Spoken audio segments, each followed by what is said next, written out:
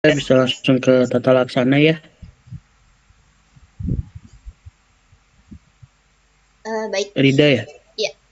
Mohon izin melanjutkan dokter dan teman-teman. Saya izin share screen.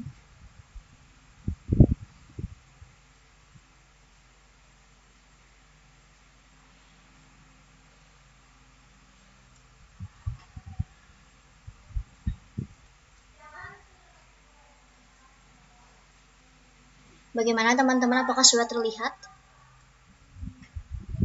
Udah Rida. Sudah ya, baik. Bismillahirrahmanirrahim. Assalamualaikum warahmatullahi wabarakatuh. Selamat siang, dokter dan teman-teman. Perkenalkan saya Rida, NRP 068. Mohon izin untuk memaparkan sekaligus mempresentasikan materi ke-8, yaitu mengenai tata laksana kasus pertama, yaitu akromegali. Nah, jadi tadi kita udah bahas sedikit ya, saya ulas sedikit presentator sebelumnya bahwa memang akromegali ini berasal dari dua kata ya, akros dan megali gitu. Akros itu kan ekstremitas, megali ini adalah pembesaran. Artinya adanya pembesaran ekstremitas. Jadi kaki, tangan, terus bagian-bagian wajah kayak gitu, terus organomegali juga. Nah, itu bisa berarti kan manifestasi klinis yang tadi kita sebutkan itu penyebabnya itu apa sebetulnya, akar permasalahannya itu apa. Nah, penyebabnya itu adalah karena hipersekresi GH atau kebanyakan nih hormon pertumbuhannya, dan juga overproduksi IGF-1. Overproduksi insulin like growth factor 1. Jadi dia itu adalah suatu penyakit progresif kronik yang disebabkan oleh hipersekresi GH dan peningkatan level IGF-1. Nah, terus penyebabnya itu kenapa sih bisa terjadi kebanyakan GH? Nah, 95% kasus itu disebabkan karena ini adenoma pituitari yang jinak, atau bisa juga jadi bisa mikroadenoma atau makroadenoma. Nah, tadi udah disebutin bahwa kebanyakan GH ini bisa menyebabkan disproporsionasi skeletal growth, kemudian perubahan struktur dari wajah, dan juga pembengkakan atau pembesaran dari soft tissue yang bisa menyebabkan metabolic disorder. Nah, jadi kita udah tahu nih penyebab masalahnya itu adalah ini gitu ya, peningkatan GH sama peningkatan IGF. Nah, terus gimana nih untuk tata laksananya? Ya kita harus menyelesaikan akar masalahnya, yaitu dengan cara mengkontrol GH dan juga IGF level. Dan juga selain itu, karena di kasus juga dia ada itu ya, ada makroadenoma ya, ada tumornya, ada tumor pituitarinya, ya berarti caranya itu adalah dengan cara direduksi si tumornya kayak gitu. Nah, jadi inti dari tata laksana yang akan dilakukan itu adalah pertama, mengendalikan pertumbuhan massa tumor. Yang kedua itu adalah menghambat sekresi hormon pertumbuhan. Jadi biar nggak terlalu overproduksi ya, nggak terlalu oversekresi, dan juga harus normalisasi kadar IGF-1. Nah, terus pertama sekarang kita masuk ke tata laksana poin per poinnya. Nah, yang pertama ini ada surgical atau operasi atau pembedahan. Nah, ini adalah pilihan terapi pada pasien dengan keluhan yang timbul akibat supresi tumor, di mana pada pasien yang mikroadenoma, yaitu ukurannya itu kurang dari 10 mili, itu angka normalisasi IGF-1 itu mencapai 75-95%. Sedangkan pada pasien yang makroadenoma atau yang ukurannya itu lebih dari 10 mili, normalisasi hormonnya itu lebih rendah, yaitu 40-68%. Ya memang ya, jadi kan kalau semakin besar ukuran tumornya mungkin kayak makin hasilnya itu, prognosisnya itu mungkin ya tidak sebagus yang mikroadenoma gitu. Makanya angka normalisasi atau pencapaiannya itu ya lebih kecil untuk yang makroadenoma. Nah, kemudian jenis metode pembedahan. Nah, pertama ada transsphenoidal, kedua ada transkranial. Nah, yang sering dilakukan itu adalah yang transsphenoidal. Jadi transsphenoidal ini adalah kayak operasi yang sering dilakukan untuk mengeksisi tumor pituitari. Jadi dia itu caranya adalah hollow space. Jadi kayak ngemasukin suatu alat lewat hidung. Jadi bukan operasi terbuka, tapi lebih ke kayak ngemasukin alat ke hidung, terus ya dibuka pokoknya di daerah ininya nasal passage di bawah otak. Jadi dia itu sambil disorot pakai kamera juga, pokoknya kayak gitu. Terus nanti nyampe deh ke bagian tumor pituitari, terus nanti si tumornya tuh di itulah di eksisi kayak gitu. Nah, kayak gitu tuh yang transsphenoidal ya. Transsphenoidal karena kan dia itu kan daerah sphenoid gitu. Nah, kayak gitu. Terus, nah untuk spesifik dari surgery ini tergantung dari ukurannya, tergantung lokasi tumor. Di mana si goals dari surgery ini adalah untuk meremove tumor yang menyebabkan produksi GH yang meningkat. Jadi intinya ya menyebabkan membuang akar masalahnya kayak gitu. Lewat si operasi kayak gitu. Yang kedua ada radioterapi. Nah, untuk radioterapi sendiri sebetulnya ini tuh langkah-langkah yang kesini yang paling akhir kalau emang si pasiennya itu pakai operasi udah nggak mempan gitu ya, mengalami persistensi.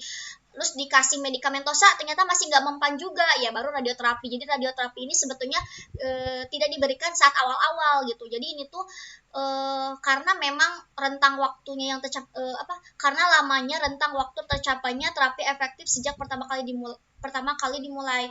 Biasanya ini tuh tambahan untuk pengobatan tambahan pasca operatif. Jadi karena selain itu radioterapi juga punya efek samping yang lebih banyak gitu ya, makanya ya dipakai di akhir-akhir. Nanti kita jelasin kelanjutannya. Terus nanti kemudian selanjutnya kita masuk ke bagian farmakologi, tata laksana menggunakan obat-obatan. Nah, obat-obatan yang diberikan untuk pasien yang akromegali, sebentar. Tata laksana yang diberikan untuk pasien yang akromegali ini ada SSA, somatostatin analog. Nah, teman-teman kan si pasien ini kan dia kelebihan GH ya, kelebihan hormon pertumbuhan. Otomatis harus dilawan dong. Lawannya itu adalah hormon somatostatin, yaitu yang menghambat pertumbuhan. Jadi kayak lawannya gitu kan, lawan dari GH itu somatostatin. Nah, sebetulnya dalam tubuh kita itu, tubuh manusia itu somatostatin itu ada, yang aslinya hormon ini itu ada gitu. Cuman ya mungkin harus ditambah gitu, yaitu analog somatostatin kayak di apa ini tuh kayak buat ininya obat-obatannya ya, dan kerjanya itu ya lebih kuat gitu. Jadi somatostatin ini adalah menghambat sekresi hormon pertumbuhan. Nah, obat-obatnya itu ada okreotid, lanreotid. Nah, mekanisme of aksinya itu adalah lewat saluran tipe kalsium yang menghambat inhibisi. Jadi lewat saluran kalsium, saluran ion kalsium yang menghambat growth hormone kayak gitu. Terus efek samping obatnya adalah sakit perut, mual, perut kembung, diare, dan hiperglikemia kayak gini. Nah, jadi pada intinya si somatostatin analog ini ya dia menurunkan GH gitu ya. Caranya ya kayak tadi menghambat di bagian saluran kalsium. Terus jadi dia tuh berikatan dengan reseptor somatostatin di sel tumor. Nah, efek antiproliferatifnya secara langsung, pertama dia tuh menginhibisi siklus sel, menginhibisi efek dari growth factor, dan juga pro-apoptotic effect. Selain itu, dia itu untuk yang secara tidak langsungnya menginhibisi pelepasan growth factor dan hormon tropik, menginhibisi juga angiogenesis atau pembentukan pembuluh darah, dan modulasi sistem imun. Ya pada intinya yang harus kita ingat itu dia itu ya analog tuh kayak yang analog itu artinya mirip ya, mirip kayak hormon somatostatin, yaitu menghambat hormon pertumbuhan kayak gitu. Ingatnya kayak gitu aja. Nah, ini mekanisme aksinya yang lebih panjang gitu ya. Ini okreotid ini ya somatotropin. Jadi dia tuh contoh obatnya, dia itu terikat dengan reseptor somatostatin yang berpasangan dengan fosfolipase C melalui protein G dan menghambat dan apa ini tuh ke kontraksi otot polos di pembuluh darah. Ya kayak gitulah tadi yang berhubungan dengan kalsium. Terus yang keempat ada dopamin agonis. Nah, ini obat-obatan juga, jenis obat-obatan juga yang terdiri atas bromokriptin dan karbegolin, di mana si mekanisme of aksinya itu adalah mengikat D2 reseptor yang mensupresi hipersekresi GH. Intinya ya kayak menekan biar GH-nya nggak kebanyakan dengan cara mengikat D2 reseptor. Nah, monoterapi dengan cabergoline ini memiliki efikasi antara 10 sampai 35% dalam menormalisasi kadar IGF-1. Pemberian cabergoline selama 3 sampai 40 bulan dengan dosis segini ini menurunkan kadar GH dan IGF-1 pada 40% pasien. Bromokriptin meningkatkan sekresi GH pada pasien normal, namun pada pasien dengan akromegali ini menyebabkan penurunan hingga 70%. Ini kan berdasarkan jurnal. Kemudian level GH juga menurun pada kebanyakan pasien. Nah, ini dopamin agonis. Nah, ini adalah mekanisme aksi ya dari dopamin agonis sebagai obat akromegali ya. Nah, ini cara kerjanya. Jadi dia itu mengikat D2 reseptor. Jadi dia itu 7 transmembran G protein yang berpasangan dengan reseptor yang berasosiasi dengan protein G yang inhibitor. Ya pokoknya panjangnya ini penjelasan yang lebih panjang. Tapi untuk kita memahami dan mudah diingat ini mengikat D2 reseptor yang mensupresi atau menekan si sekresi GH kayak gitu. Terus yang kelima ini terakhir ya. Oh iya terakhir kalau nggak salah. Ini obat atau tata laksana yang medikamentosa yang sering dipakai juga yaitu GH antagonis reseptor. Antagonis itu kan GH antagonis reseptor. Artinya kayak berkompetitif gitu dengan GH yang asli. Contoh obatnya itu adalah pegvisoman. Pegvisoman secara selektif mengikat reseptor GH. Kan GH ya mengikat reseptor GH pada permukaan sel, di mana ia menghalangi pengikatan GH endogen dan dengan demikian mengganggu transduksi sinyal GH. Jadi dia tuh kayak berkompetitif gitu dengan GH yang asli. Makanya dia itu menghalangi pengikatan GH endogen dan dengan demikian mengganggu transduksi sinyal GH. Penghambatan hasil aksi GH dalam penurunan konsentrasi serum IGF-1 serta protein serum responsif GH lainnya seperti IGF-1 bebas, subunit asam labil dari IGF-1 dan protein pengikat faktor pertumbuhan seperti insulin 3. Nah, dosisnya ini diinjeksikan dan untuk efek samping obatnya itu ada hipoglikemia, hipersensitivitas, dan peningkatan enzim-enzim HEPA. Nah, ini pegvisoma itu adalah nama generiknya, nama brand itu adalah Somafort ya. Dimana si backgroundnya itu pegvisoman atau yang tadi kita ingat-ingat GH antagonis ya, GH antagonis reseptor. Nah, dia itu highly selective growth hormone reseptor antagonis. Jadi kayak yang berkompetitif dengan GH yang asli yang digunakan untuk akromegali. Jadi selain dopamin agonis sama somatostatin analog, dia juga bisa dipakai untuk menghambat sekresi dari growth hormone dengan memblokade hepatik produksi IGF-1 kayak gitu. Next, nah ini farmakodinamiknya. Ini farmakodinamiknya itu jadi ini tuh Somafort ini digunakan untuk tata laksana akromegali karena kelebihan level IGF-1 yang berikatan dengan growth hormone, yang berikatan dengan reseptor growth hormone di permukaan sel yang memblokade. Nah, ini kan memblokade yang menghalangi GH endogens sehingga akan menghambat transduksi sinyal GH.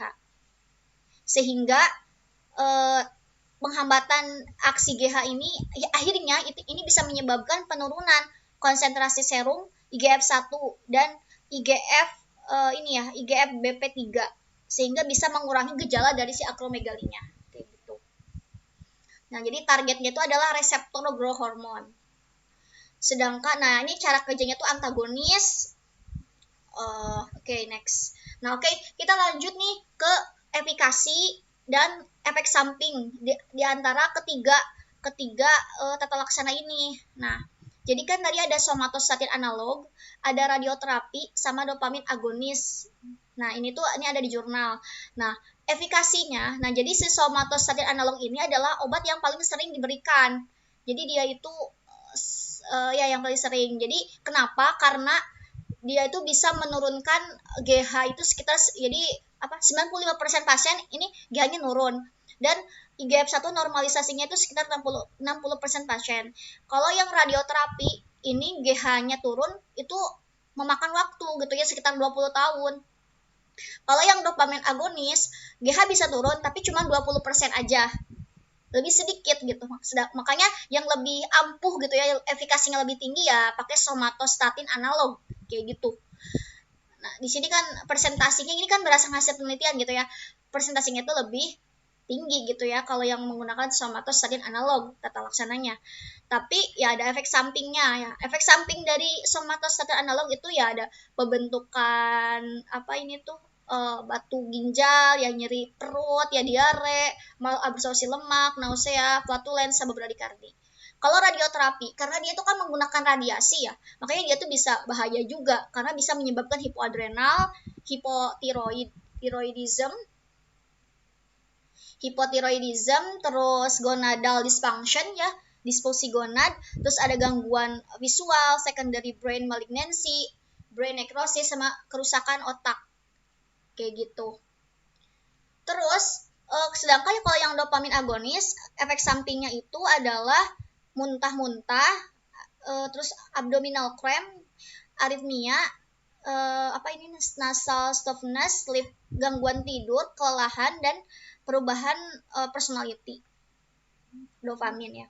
Terus ini perbandingan keuntungan dan keuntungan dan kerugian gitu antara yang surgical sama yang non surgical. Oh, ini yang non surgical, yang bukan operasi ya, yang bukan bedah. Nah, kalau yang somatostatin analog, keuntungannya itu no hypopituitarism, responsible, rapidnya cepat, no tapi pilaksis, dan moderate tumor strength. Nah, tapi kerugiannya itu ya harus siap diinjeksi beberapa kali gitu ya. Terus mahal obatnya juga.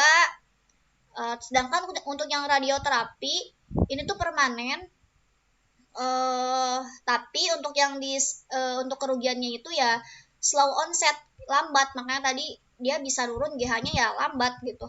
Terus bisa dan juga bisa menyebabkan gangguan organ yang lain akibat radiasinya, kayak ini ya necrosis brain, secondary brain, pokoknya gangguan lah di bagian-bagian organ yang lain. Sedangkan untuk yang dopamin agonis, keuntungannya itu ya lebih murah obatnya, terus sama no hypopituitarism, responsible, rapid onsetnya relatif, radioterapi oral, ini obatnya oral, kalau yang somatostatin ini injeksi. Untuk yang kerugiannya itu ya relatif kurang efektif, jadi dopamin ini katanya kurang efektif gitu, dan membutuhkan high dose-nya harus tinggi kayak gitu. Jadi sebetulnya untuk pemilihan obat-obatan ini memang berdasarkan pasiennya gitu ya, berdasarkan biaya dan juga penemuan radiosurgery dan persediaan somatostatin analog, formulasi somatostatin analog yang baru. Nah, oke. Jadi sebetulnya gimana sih algoritma ketika ditemukan pasien yang akromegali gitu. Jadi yang pertama itu ketika pasien didiagnosis akromegali, sebentar teman-teman. Ketika pasien didiagnosis akromegali, maka yang harus disarankan itu adalah operasi dulu. Katanya ya dioperasi dulu. Mungkin nggak ya ini pasien dioperasi gitu ya. Kalau resikonya good risk ya, resikonya baik ya, sekitar 60% ya dioperasi gitu ya.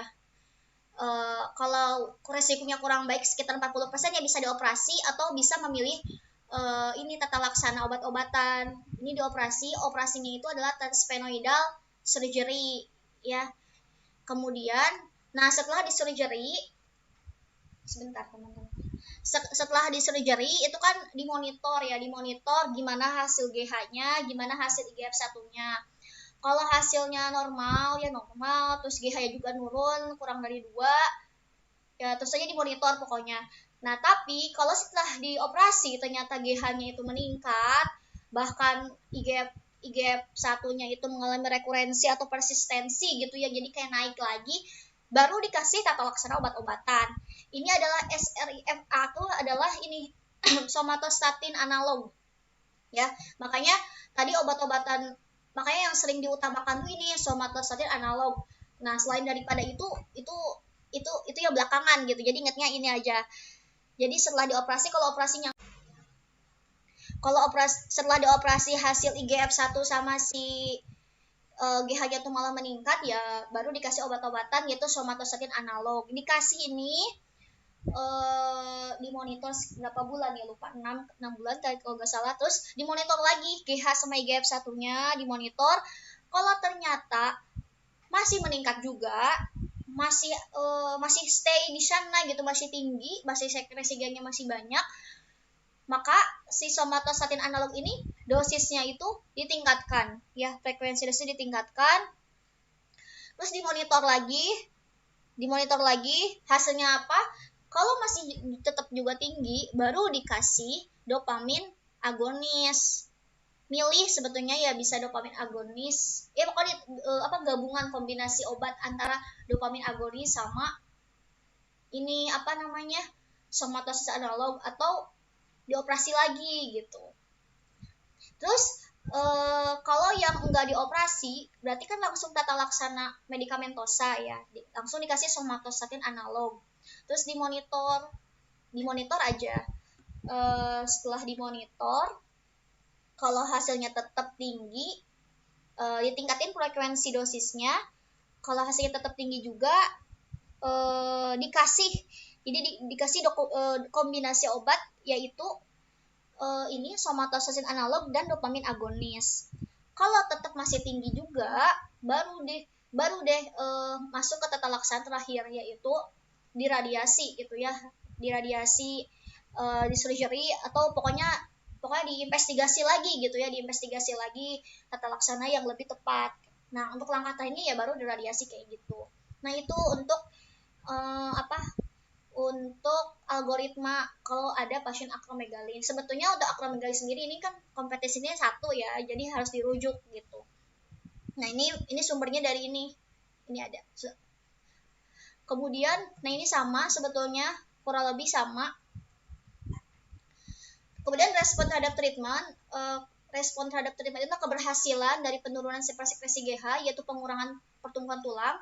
Kemudian clinical improvement, jadi ketika GH nurun, IGF nurun, ya pengurangan jaringan lunak pada ekstremitas yang mulai kembali ke normal, pengurangan bengkak pada wajah, dan juga peningkatan energi. Terus post treatment follow up itu harus dievaluasi terus ya sekresi GH-nya, dan juga diperiksa terus fungsi pituit anteriornya dan ukuran dari tumor. Juga untuk persistensi persekresi GH itu diberikan somatostatin analog. Baik, teman-teman, cukup sekian yang dapat saya sampaikan. Mudah-mudahan jelas. Silakan jika ada yang ingin ditanyakan.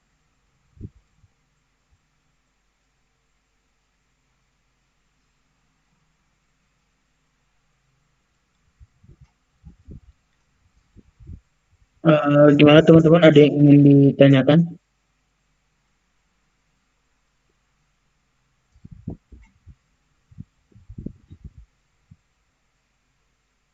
Mungkin tidak ada ya, salah.